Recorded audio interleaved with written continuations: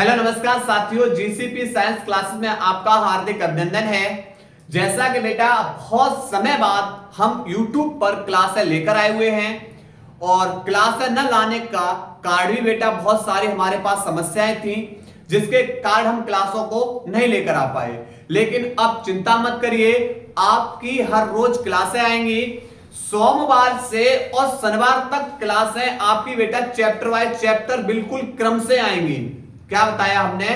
सोमवार से और शनिवार तक चैप्टर वाइज चैप्टर क्लासें आएंगी और संडे को हम लगभग में केमिस्ट्री और फिजिक्स दोनों की कोशिश यही किया करेंगे कि एक जितना हमने सोमवार से शनिवार तक पढ़ाया है उसकी एक मैराथन क्लास बना दिया करें और उसके अंदर आप लोगों को बताएं कि भाई कितना इंपॉर्टेंट टॉपिक कौन कौन से आएंगे और कौन कौन से नहीं आएंगे। क्लियर? उसके बाद आप लोग चिंता मत करिए, क्योंकि आप लोगों का जो सिलेबस है समय से खत्म कराना हमारी जिम्मेदारी है। क्योंकि भाई आप लोगों ने अगर हमसे विश्वास किया है तो हमारा भी दायित्व बनता है कि हम आप लोगों का सिलेबस टाइम से कंप्लीट करा दें और फिजिक्स और केमिस्ट्री दोनों का सिलेबस हम टाइम से कंप्लीट करा देंगे। पहले तो हम पूरी की पूरी कोशिश करेंगे सितंबर तक सिलेबस को आपका फाइनल कर देंगे, क्योंकि हम इसके अंदर कुछ क्लासें वन शॉट वीडियो के अंदर लेकर आएंगे, कुछ क्लासें बेटा 2 से 3 या 4 लेक्चर में लेकर आएंगे।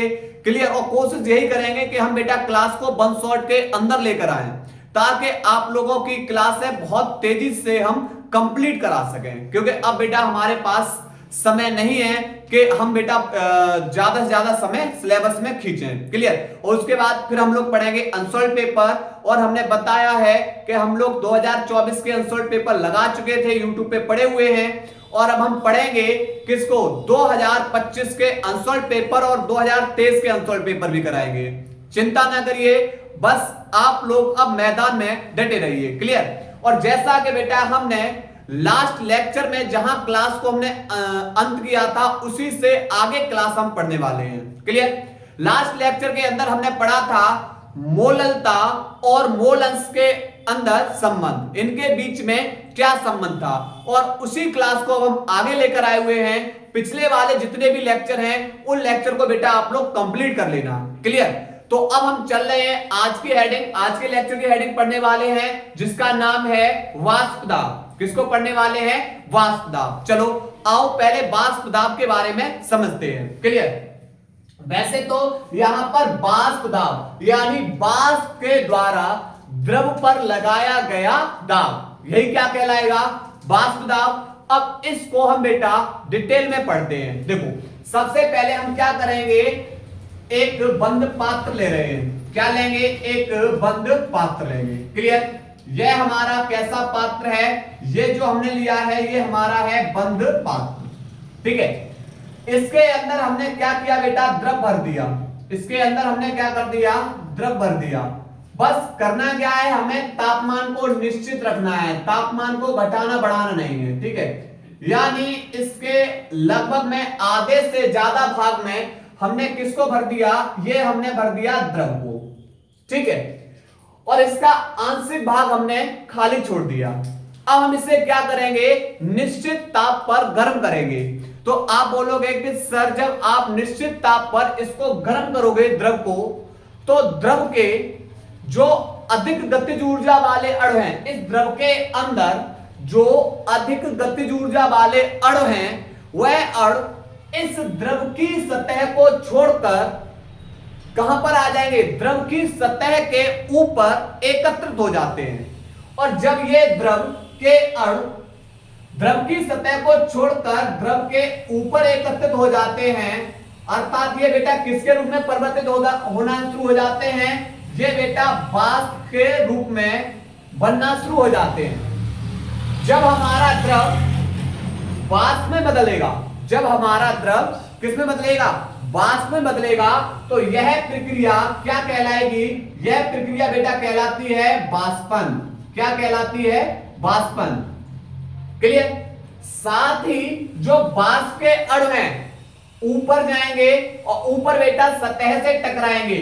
ये जो बंद पात्र है, बंद पात्र की सतह से टकराएंगे और टकराने के बाद कहां आएंगे? नीचे आएंगे। और नीचे आएंगे तो बेटा इसके कुछ छड़, बाष्प के कुछ छड़ ऊपर से नीचे आते समय बाष्प के कुछ छड़ द्रव की सतह से टकरा जाते हैं और द्रव की सतह से टकराने के बाद पुनः द्रव अवस्था में परिवर्तित हो जाते हैं। तो जब बाष्प के अण बेटा, जब बाष्प के अण सतह से टकराकर ऊपर से नीचे आएंगे और नीचे आने के बाद द्रव की सतह से टकराते हैं और द्रव की सतह से टकराने के बाद पुनः द्रव बन जाते हैं, तो यह प्रक्रिया बेटा कहलाती है संघनन। क्या कहलाती है? संघनन। तो हमने बेटा आपको दो परिभाषा बताई, एक तो बताया बाष्पन और दूसरा हमने क्या बताया आपको? संघनन। तो आपसे मैं पूछेंगे भैया बताओ वाष्पन किसे कहोगे? तो आप बोलोगे जो द्रव के अणु हैं, अधिक गतिज ऊर्जा वाले जो द्रव के अणु हैं, वह द्रव की सतह को छोड़कर किस अवस्था में आ जाते हैं? वाष्प अवस्था में आ जाते हैं और द्रव की सतह के ऊपर एकत्रित हो जाते हैं। तो यह प्रक्रिया बेटा क्या कहलाएगी? वाष्पन। यह प्रक्रिया क्या कहलाएगी? वाष्पन। और उसके बाद मैं आपसे पूछा बेटा बताओ संघनन किसे कहोगे? तो आप बोलोगे कि जो यहां पर जो वाष्प के अणु हैं, वाष्प के अणु हैं, वह बेटा बंद पात्र की जो ऊपर लेयर है, ऊपर सतह है, उस सतह से टकराएंगे और टकराने के बाद इसके कुछ अणु बेटा नीचे इस द्रव की सतह से आगे टकरा जाते हैं और द्रव की सतह से आगे टकरा जाएंगे तो पुनः द्रव अवस्था में परिवर्तित हो जाते हैं। तो यह प्रक्रिया बेटा क्या कहलाती है? संघनन कहलाती है। क्या कहलाती है? संघनन कहलाती है। अब चूंकि ये जो बाष्पन और संघनन, क्योंकि जो बाष्पन और संघनन दोनों की प्रक्रियाएं बेटा एक साथ संपन्न होती हैं, लेकिन ये बेटा कैसी होती हैं? एक दूसरे के विरोधी होती हैं। बाष्पन और संघनन की क्रियाएं बेटा ये दोनों विरोधी प्रक्रियाएं हैं और साथ साथ संपन्न होती हैं। क्लियर? अब प्रारंभ में बेटा द्रव बाष्प में तो नहीं बदलेगा। क्या प्रारंभ में बेटा द्रव बाष्प में बदलेगा? नहीं। तो उस समय बोलोगे, उस समय प्रारंभ में जो संघनन का वेग है, वह संघनन का वेग बेटा कैसा होता है? शून्य होता है। संघनन का वेग कैसा होता है? शून्य होता है, क्योंकि यहां पर जो वाष्प अवस्था में जो अणुओं की सांद्रता होती है वह कैसे होती है? शून्य। कैसी होती है? शून्य होती है। क्योंकि भैया आपने कोई द्रव लिया और द्रव बेटा एकदम थोड़ा नहीं वाष्प अवस्था में आ जाएगा, है ना? तो उस समय संघनन का वेग कैसा होता है? शून्य होता है। अर्थात वाष्प अवस्था में जो अणुओं की सांद्रता होती है वो कैसी होती है? शून्य। लेकिन समय बदलता रहेगा, समय के साथ जो ये वाष्पन का वेग है, जो ये द्रव के अणु वाष्प बदल रहे हैं, इन वाष्पन का वेग कैसा हो जाता है? स्थिर हो जाता है। वाष्पन का वेग कैसा हो जाता है? स्थिर हो जाता है। और किसका वेग बढ़ जाता है? आप बोलोगे फिर संघनन का वेग बढ़ेगा। क्यों? क्योंकि बेटा जो वाष्प के अणु हैं ऊपर सतह से टकरा के नीचे आएंगे और नीचे आएंगे तो द्रव की सतह से टकरा के पुनः क्या बन जाते हैं? द्रव बन जाते हैं। ठीक है? तो यहां पर क्या होगा? फिर संघनन का वेग बढ़ जाएगा और अंत में एक ऐसी स्थिति आएगी कि वाष्पन और संघनन दोनों प्रक्रियाओं का वेग बराबर हो जाता है। दोनों प्रक्रियाओं का वेग कैसा हो जाता है? बराबर हो जाता है। अर्थात साम्य की अवस्था आ जाती है। कैसी अवस्था आ जाती है? साम्य की अवस्था।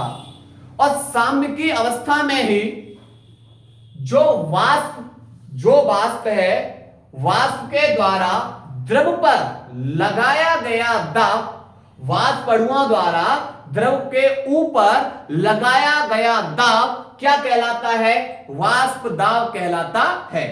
क्लियर? क्या बताया हमने? फिर एक बात सुन लीजिए, उसके बाद तब हम लिख रहे हैं। ठीक है? सबसे पहले मैंने मान लिया, अब द्रव की जगह में एक शब्द उपयोग कर रहा हूं बेटा, वो कर रहा हूं जल को। किसको उपयोग कर रहा हूं? जल को। एज ए प्रैक्टिकल के तौर पे आप लोगों को समझा रहा हूं।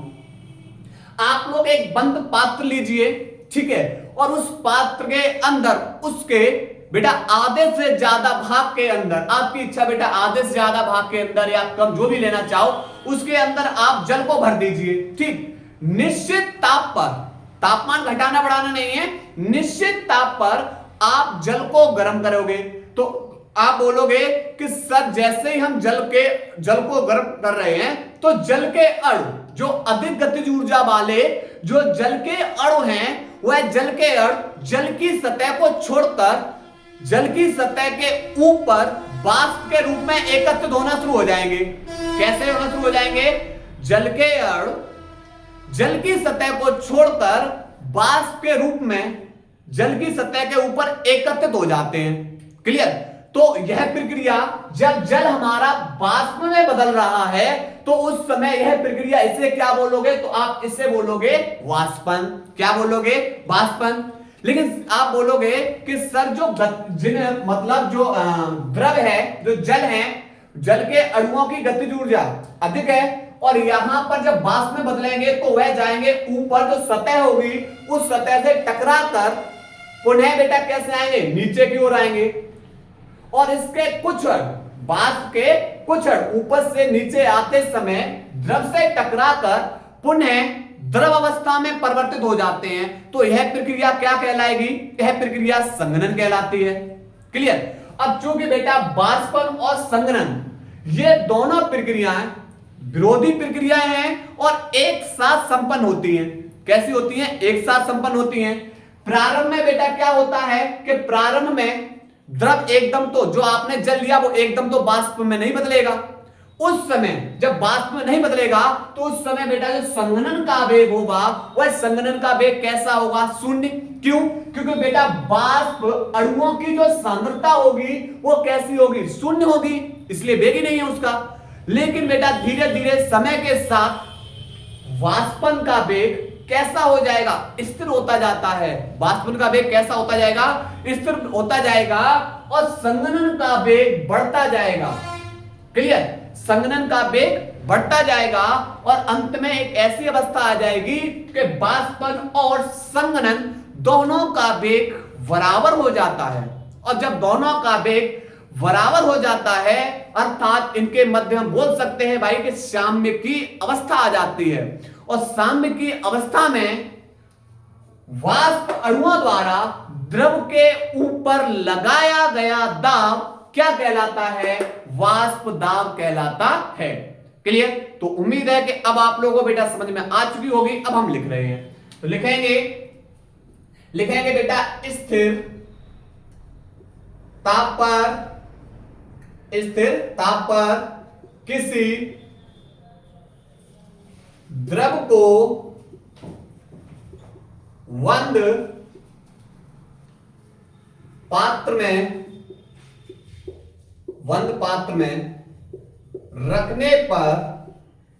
में रखने पर अधिक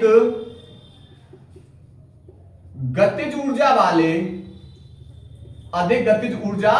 वाले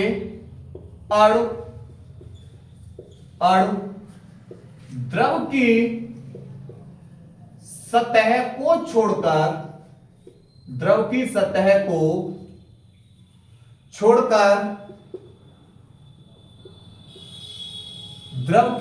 के ऊपर द्रव की सतह के ऊपर वाष्प के रूप में एकत्रित हो जाते हैं। वाष्प के रूप में एकत्रित हो जाते हैं। यह प्रक्रिया वाष्पन कहलाती है। यह प्रक्रिया वाष्पन कहलाती है।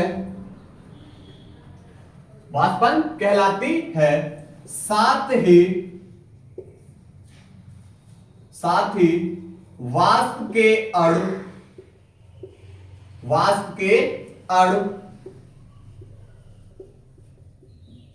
ऊपर टकराने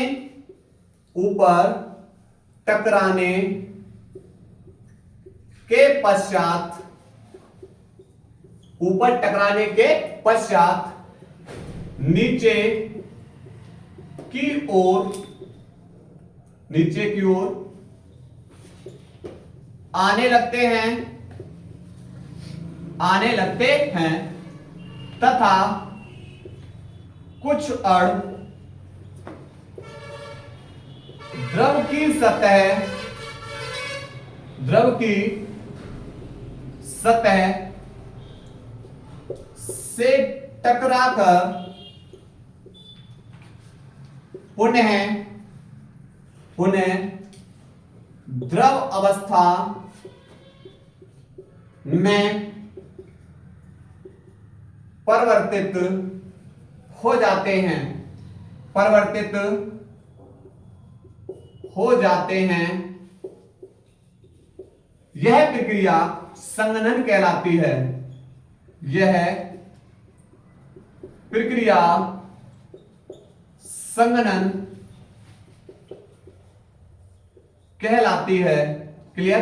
यह प्रक्रिया क्या कहलाएगी? संघनन। तो हमने वाष्पन और संघनन के बारे में सीख लिया। ठीक है, अब नीचे लिखेंगे बेटा वाष्पन तथा संघनन दोनों विरोधी प्रक्रियाएं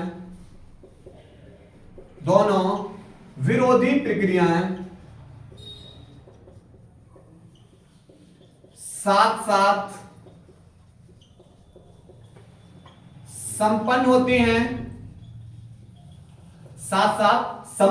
हैं। प्रारंभ में संघनन का वेग शून्य होता है।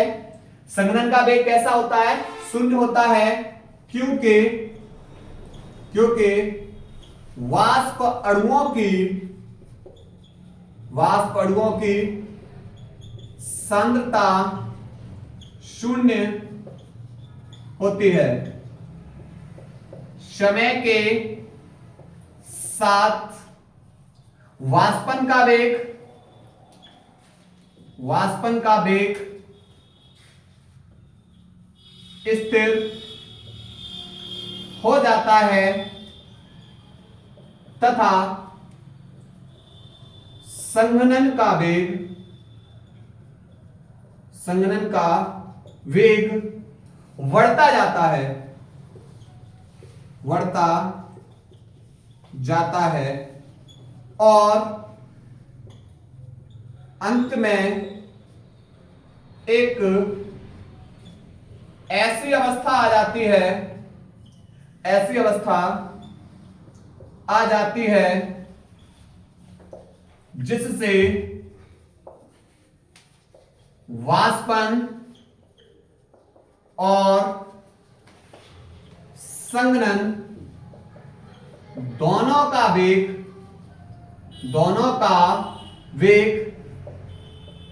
बराबर हो जाता है। दोनों का वेग कैसा हो जाएगा? बराबर हो जाता है, अर्थात दोनों के मध्य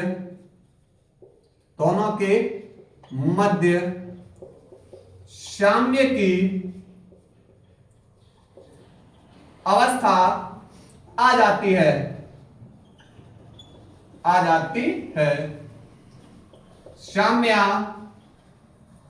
साम्यावस्था में वाष्प अणुओं द्वारा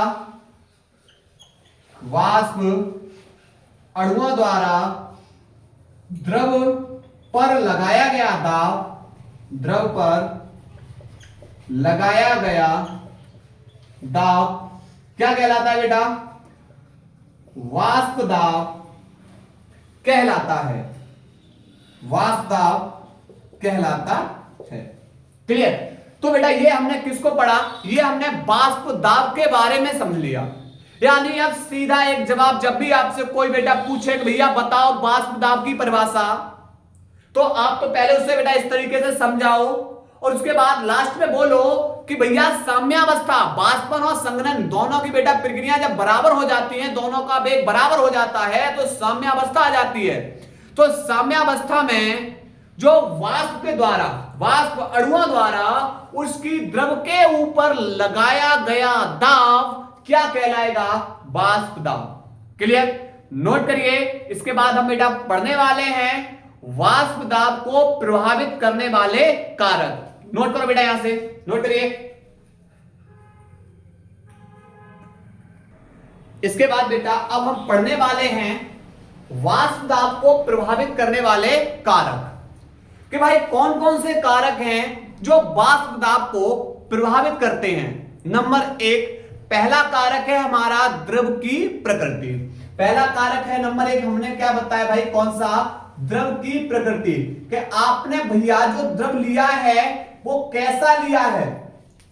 द्रव के अंदर जो अणु हैं वो अणु बेटा कैसी प्रकृति वाले हैं, दुर्बल अंतरा आणविक आकर्षण बल वाले हैं या प्रबल अंतरा आणविक आकर्षण बल वाले हैं। क्लियर। तो आपको निर्भर करेगा, ये डिपेंड कर रहा है आपके ऊपर कि भाई आपने जो द्रव लिया है वो द्रव कैसा लिया है। कुछ बेटा द्रव के अंदर बेटा कैसा होता है, दुर्बल प्रकृति का अंतरा आणविक आकर्षण बल होता है। और जिन द्रव के अंदर दुर्बल प्रकृति का अंतरा आणविक आकर्षण बल होता है, उनका वाष्प दाब भी कैसा होता है, अधिक। क्यों भैया, दुर्बल अंतरा आणविक आकर्षण बल के कारण क्या होगा, जो आपके द्रव के अणु हैं वह आसानी से द्रव की सतह को छोड़कर वाष्प अवस्था में आ जाएंगे। क्लियर। और प्रबल प्रकृति का आपने बेटा प्रबल प्रकृति का आपने जो द्रव लिया, प्रबल अंतरा आणविक आकर्षण बल वाला आपने अगर द्रव ले लिया तो बेटा फिर द्रव के अणु आसानी से सतह को नहीं छोड़ेंगे। क्लियर। तो ये निर्भर किस पे कर रहा है, यह निर्भर कर रहा है द्रव की प्रकृति पे, कि भाई आपने द्रव कैसा लिया है। कुछ अणुओं का, कुछ द्रव के बेटा अणु हैं आसानी से सतह को छोड़कर वाष्प अवस्था में वाष्पित हो जाते हैं, और कुछ बेटा द्रव ऐसे हैं जो आसानी से वाष्पित नहीं होते हैं। क्लियर। यही फर्क है कि जो बेटा द्रव आसानी से वाष्पित हो रहे हैं वे कैसे होते हैं, उनके बीच जो अंतरा आणविक आकर्षण बल होता है वो दुर्बल प्रकृति का होता है। और कुछ द्रव बेटा आसानी से वाष्पित नहीं हो रहे हैं, उन द्रवों के बीच जो आकर्षण बल होता है वो प्रबल, उन कणों के बीच में कैसा बल होता है, प्रबल आकर्षण बल होता है। क्लियर। तो यहां पर लिखेंगे वे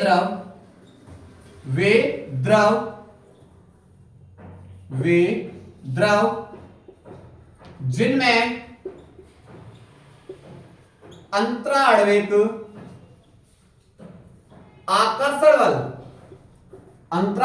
आकर्षण बल दुर्बल होता है, वे आसानी से या उनका वाष्प दाब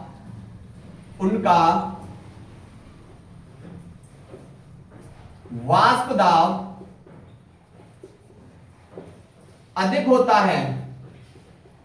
होता है क्योंकि दुर्बल अंतरा आणविक आकर्षण बल के कारण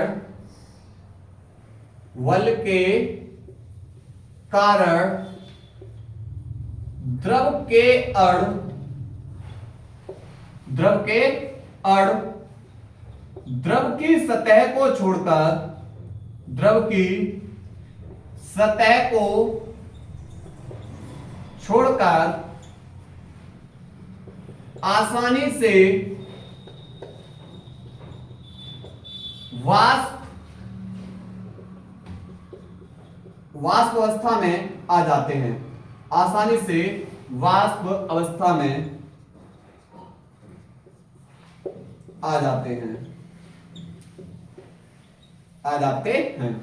एग्जाम्पल बेटा इसमें जो डाई एथिल ईथर है, डाई एथिल ईथर का वाष्प दाब अल्कोहल से अधिक होता है। अल्कोहल मतलब एथेनॉल से अधिक होता है। क्लियर। इसमें एक एग्जांपल ले लिया, बताया भैया जो डाई एथिल ईथर का जो वाष्पदाब है वह एथेनॉल से कैसा होगा, अधिक होगा। क्लियर। सेकेंड, दूसरा बेटा कौन प्रभावित करेगा, ताप। वाष्पदाब को कौन प्रभावित करेगा, ताप। क्लियर।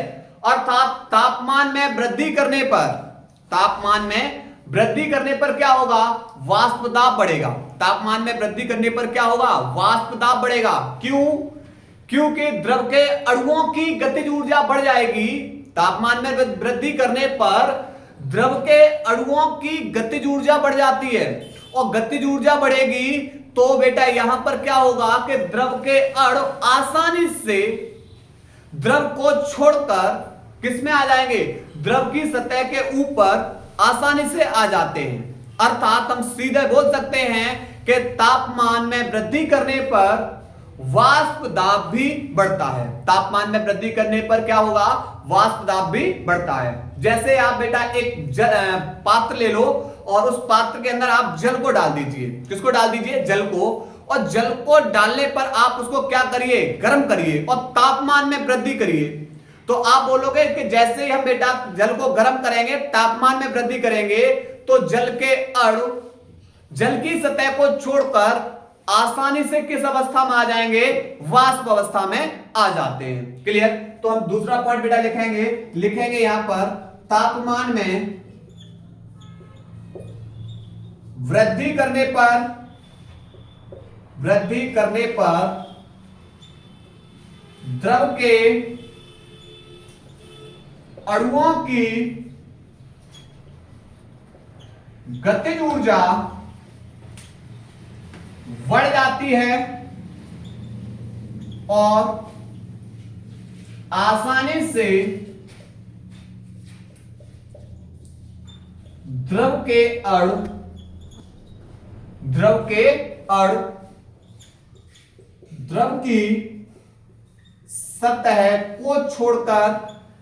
की सतह को छोड़कर वाष्प अवस्था में परिवर्तित हो जाते हैं।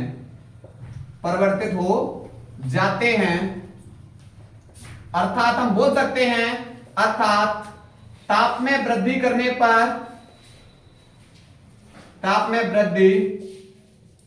पर क्या होता है, वाष्प दाब बढ़ता है। क्लियर। तो ये बेटा हमने किसको पढ़ा, ये हमने पढ़ लिया वाष्प दाब को। किसको पढ़ लिया हमने, वाष्प दाब को। इसके बाद अब हम बेटा अगली हेडिंग की ओर आएंगे, जिसका नाम है पढ़ेंगे द्रव विलयनों का वाष्प दाब। और इसी के संबंध में एक महत्वपूर्ण इंपॉर्टेंट बेटा नियम है, जिसका नाम है राउल्ट का नियम। क्लियर। तो उस राउल्ट के नियम को पढ़ने वाले हैं। ठीक है, तो पहले इसको नोट करिए, स्क्रीनशॉट ले लीजिए बेटा इसका। इसके बाद बेटा अब हम पढ़ेंगे द्रव विलयनों का वाष्प दाब। अभी हम पढ़ के आए वाष्प दाब। अब मैं सीधा बेटा आपसे पूछे, भैया बताओ वाष्प दाब किसे कहोगे, तो आप बोलोगे कि जो साम्यावस्था में द्रव की वाष्प द्वारा द्रव के ऊपर लगाया गया दाब क्या कहलाता है, वाष्प दाब कहलाता है। क्लियर। वाष्प द्वारा द्रव के ऊपर लगाया गया दाब क्या कहलाएगा, वाष्प दाब कहलाएगा। लेकिन हेडिंग हमारी है द्रव विलयनों का वाष्प दाब। यानी हमारे जो दो विलयन लिए हमने, दोनों के दोनों कौन है, द्रव है, और दोनों द्रवों को मिलाकर हम क्या बनाएंगे, विलयन, और उस विलयन का वाष्प दाब देखना है। मान लिया हमने बेटा एक पात्र ले लिया, हमने एक क्या ले लिया, पात्र ले लिया। इस पात्र के अंदर बेटा हम कितने द्रव डालेंगे, 2 द्रव डाल रहे हैं। कितने द्रव डाल रहे, 2 द्रव।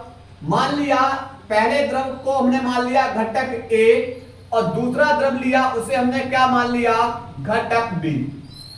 यानी 2 द्रव ए और बी ले लिए हमने कौन ले लिए, ए और बी। एग्जाम्पल के तौर पे बेटा आप समझ सकते हो, हम ले सकते हैं बेटा बेंजीन तथा टॉलुइन का मिश्रण। बेंजीन तथा टॉलुइन का मिश्रण। एक बेटा द्रव ए मान लिया, एक है हमारा द्रव ए, और दूसरा बेटा हमने क्या मान लिया, दूसरा द्रव हमारा कौन सा है, बी।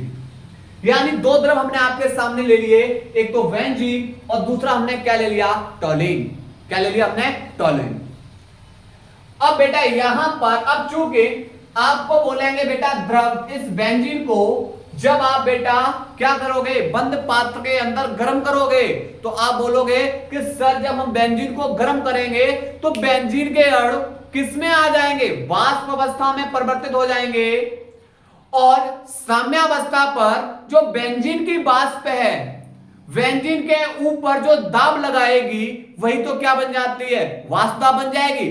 तो मैं बोला भैया आपसे फिर के बताओ इस बेंजीन का वाष्प दाब आपने क्या मान लिया, कि आप बोलोगे सर इसका वाष्प दाब मैंने मान लिया, और यह मैंने मान लिया कम मात्रा में, और जिस पदार्थ की मात्रा कम होती है, जिस पदार्थ की मात्रा आप कम लेते हो इस मिश्रण को बनाने के लिए, इस सॉल्यूशन इस विलयन को बनाने के लिए आपने जिस पदार्थ की मात्रा कम ली है उसी को हम क्या बोलते हैं, विलेय। और इस विलेय का वाष्प दाब बेटा हमने क्या मान लिया, Pa। बेंजीन का एग्जांपल दिया अभी मैंने। ऐसा ही आप बोलोगे टॉलुइन, कि सर यदि आप भी सर बोलोगे कि सर टॉलुइन भी द्रव है, और इस द्रव को आप क्या करोगे, इस द्रव को एक पात्र के अंदर डालोगे, बंद पात्र में निश्चित ताप पर गर्म करोगे, तो आप बोलोगे कि सर इस टॉलुइन के जो द्रव हैं वह किसमें बदल जाएंगे, वाष्प के अंदर, और फिर इनके बीच में वाष्प और द्रव के बीच में क्या आ जाएगा, वैलेंस, साम्यिकी अवस्था। और उस साम्यिकी अवस्था में टॉलुइन की वाष्प द्वारा टॉलुइन के द्रव के ऊपर लगाया गया दाब, ये भी तो वाष्प दाब है। क्लियर। तो भैया दोनों द्रव हैं, ये भी द्रव है, ये भी द्रव है, इस द्रव का वाष्प दाब मैंने Pa मान लिया, दूसरी मात्रा हमने ज्यादा ली, और विलयन के अंदर जिस पदार्थ की आपने मात्रा ज्यादा ली उसे क्या बोलते हो, विलायक। तो इस विलायक का वाष्प दाब हमने क्या मान लिया, Pv। क्या मान लिया, Pv। क्लियर। अब चूंकि बेटा दोनों को, विलेय और विलायक दोनों को एक पात्र के अंदर डालते हो तो क्या बन जाएगा, यह बन जाएगा विलयन। यह क्या बन जाएगा, विलयन। तो आपसे मैं पूछे बेटा बताओ इस विलयन का वाष्प दाब बताना, तो आप बोलोगे कि सर विलेय का वाष्प दाब Pa है, विलायक का वाष्प दाब Pv है, दोनों को एक पात्र के अंदर डाल रहे हैं तभी तो विलयन बनेगा। क्यों, क्योंकि भैया हमें पता है कि जो विलयन बनता है वो किससे मिलकर बनता है, तो आप बोलोगे सर विलेय प्लस विलायक, विलेय प्लस विलायक, तभी तो बेटा क्या बनेगा, तभी तो सॉल्यूशन, तभी तो विलयन बनेगा। लेकिन ध्यान रखना मिश्रण कैसा होना चाहिए, समांगी मिश्रण। कैसा मिश्रण होना चाहिए, समांगी मिश्रण। और आपने जिस पदार्थ की मात्रा कम ली है उसको हम विलेय बोलते हैं, जिस पदार्थ की मात्रा ज्यादा ली है उसे क्या बोलेंगे, विलायक। तो विलेय का वाष्प दाब मैंने मान लिया बेटा Pa है, विलायक का वाष्प दाब Pv है, क्योंकि भैया दोनों के दोनों बेटा जो लिए हमने क्या लिए, द्रव लिए हैं। तो आपसे पूछेंगे कि भैया बताओ कुल वाष्प दाब, कुल वाष्प दाब, कुल वाष्प दाब P, विलयन का कुल वाष्प दाब। तो आप बोलोगे कि सर विलेय का वाष्प दाब, इसमें जोड़ दीजिए किसके, विलायक के वाष्प दाब को, अर्थात विलेय का वाष्प दाब तथा विलायक का वाष्प दाब दोनों का योग किसके बराबर हो जाएगा, तो दोनों का योग विलयन के वाष्प दाब के बराबर हो जाएगा, अर्थात कुल वाष्प दाब के बराबर हो जाएगा। क्लियर। तो हम लिखेंगे माना दो द्रव A तथा V हैं जिनके वाष्प दाब क्रमशः Pa तथा Pv हैं, तब विलयन का वाष्प दाब Pa तथा Pv के योग के बराबर होगा। कैसा होगा?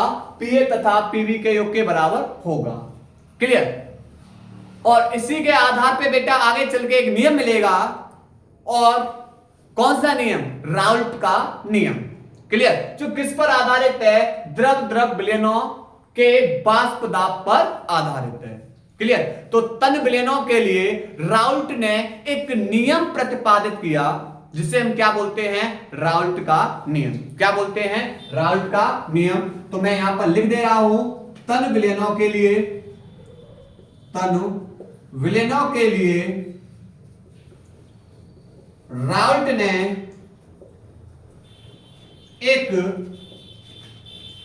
नियम प्रतिपादित किया, जिसे राउल्ट का नियम कहते हैं। क्लियर? तो अब जो हमारी कहानी चलेगी वो किसकी चलेगी? इस राउल्ट के नियम की, क्योंकि यह राउल्ट का नियम हमारा बोर्ड एग्जाम की दृष्टि से महत्वपूर्ण प्रश्न है। कैसा प्रश्न है ये? महत्वपूर्ण प्रश्न है। उम्मीद है कि आप लोगों को बेटा क्लास समझ में आ रही होगी, और उम्मीद यही करेंगे कि आप लोग निरंतर मेहनत करते रहिए। क्लियर? नोट करिए बेटा इसको।